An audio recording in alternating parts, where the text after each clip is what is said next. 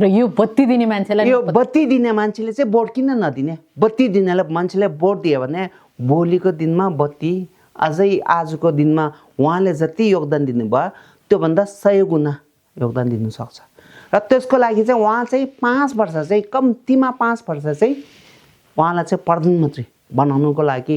सम्पूर्ण जनताले चाहिँ उहाँलाई प्रधानमन्त्री बनाउनुको लागि चाहिँ त्यो प्रधानमन्त्रीको लागि कुलमान घिसिङको लागि प्रधानमन्त्री उहाँले तोक्ने होइन कि त्यो आफ्नो लागि हो के त्यो हरेक इन्डिभिजुअल हरेक जनताले चाहिँ त्यो आफ्नो लागि यो व्यक्ति आयो भने चाहिँ हामीले यो बेनिफिट हुन्छ भने चाहिँ एकदमै गहिराई एकदमै राजनीतिको आँखाबाट नहेरिकन डेली लाइफमा के चाहिन्छ त्यो सोचेर चाहिँ त्यो गर्ने हो भने त्यो ठ्याक्कै आँखा चिम्लेर सम्झ्यो भने त्यो आउँछ कि